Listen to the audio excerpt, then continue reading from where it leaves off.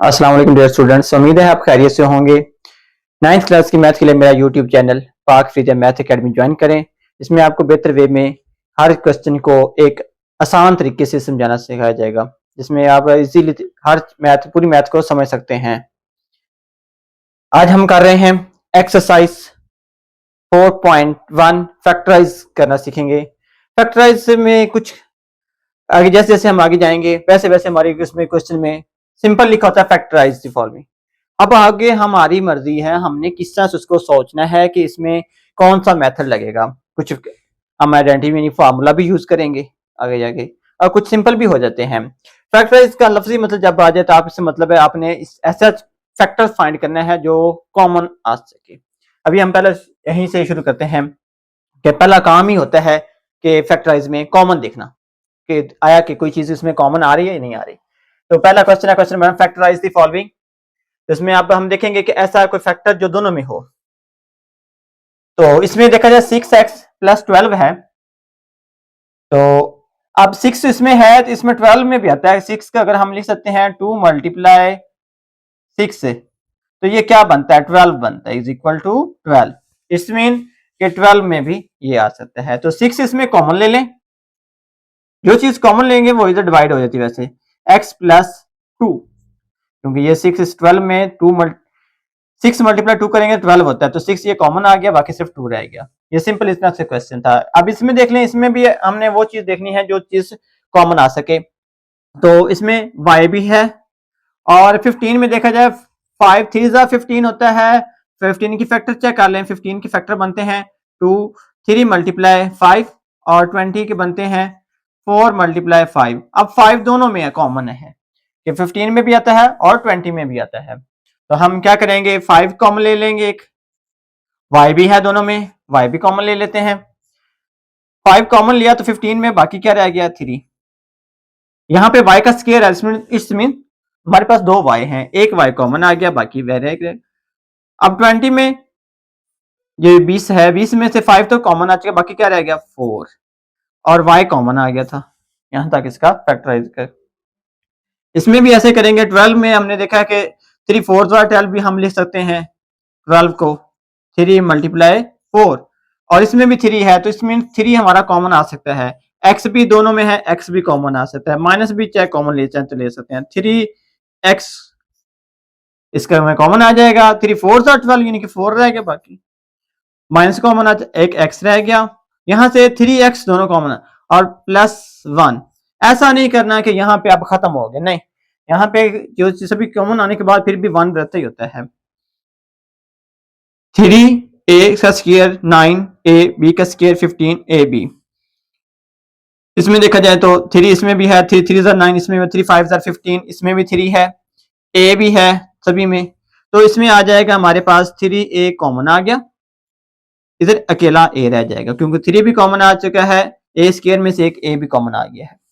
उसके बाद 9 है, 9 3 होता है, तो माइनस 3 9 एक 3 रह गया, a भी कॉमन आ गया, b का स्क्वायर रह गया। इसमें से देखा जाए तो 15 में से हमारे पास 3 5 15 5 रह गया, a कॉमन आ चुका है तो b रह गया। यहां तक हमारा ये क्वेश्चन, ये सिंपल थे कॉमन लेके फैक्टराइज करने वाले। अब नेक्स्ट क्वेश्चन नंबर 2 जो इसका है, इसमें भी देखा जाए तो हमारे पास क्वेश्चन कुछ इसी तरह से ही है कि फैक्टराइज करें। पहला काम था कॉमन लेने वाला। अब इसमें देखा जाए तो सभी में ऐसा कोई डिजिट नहीं है कि सभी में से हम उसको कॉमन ले सकें, मुश्तरक जिसे हम कहते हैं ले सकें ना।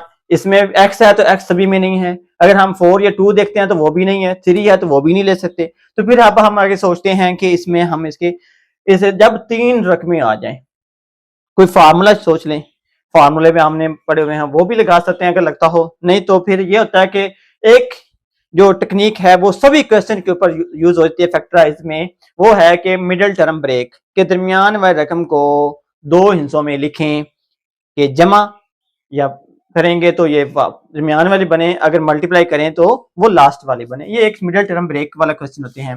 अब हम फर्स्ट को लास्ट वाले से मल्टीप्लाई करें तो ये हमारे पास बनता है 3x का स्क्वायर। अब दरमियान में हमारे पास है प्लस 3x का स्क्वायर 4x है। अब 4x को इस तरह लिखना है, मल्टीप्लाई करें तो ये बने 3x का स्क्वायर, प्लस करें तो ये 4x ही है। तो इसके लिए एक दो चीजें आपने सोचनी होती हैं। अगर तो हमारे पास है ये प्लस हो तो इट्स मीन आपने जो इसके दो फैक्टर बनाने हैं वो आपने ऐसे लेने हैं कि दोनों का साइन सेम हो।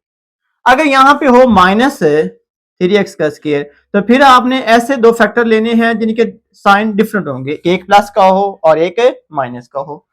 अगर यहाँ पे माइनस ये अगर नेगेटिव आ जाए, माइनस का साइन आ जाए, तो फिर हम सोचते हैं कि इधर भी हमने जब माइनस लेंगे तो इस मीन के बड़ी रकम वाली माइनस लेंगे।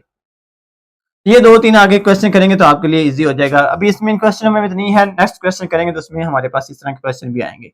अब हम सिंपल हमने इसको लिखना है, एक्स का स्क्वायर है तो इसे हम लिख सकते हैं प्लस 3x प्लस एक्स।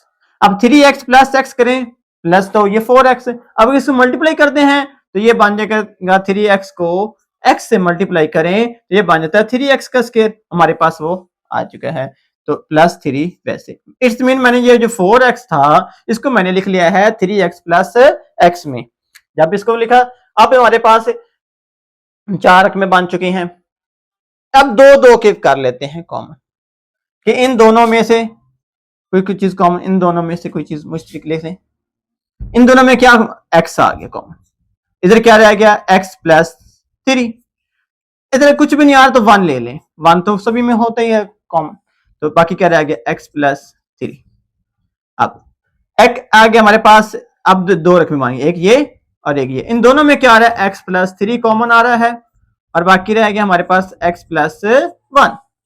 ये हमारे पास इसकी फैक्टराइज हो चुकी है। नेक्स्ट क्वेश्चन में भी सेम यही टेक्निक यूज करेंगे। 6x को हम लिखेंगे दो पेयर में कि प्लस करें तो 6x रहे, मल्टीप्लाई करें तो इनको मल्टीप्लाई करके चेक करते हैं 8 और x के, ये हमारे पास बनता है 8x का स्क्वायर।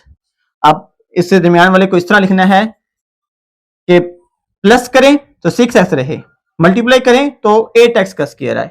तो अगर हम इसको लिख लें 6 को 2x और मल्टीप्लाई करें 4x से तो ये बनता है 8x का स्क्वायर। अगर हम इन दोनों को प्लस करते हैं तो ये बनता है 6x। इट्स मीन हम 6x को लिख सकते हैं 2x प्लस 4x।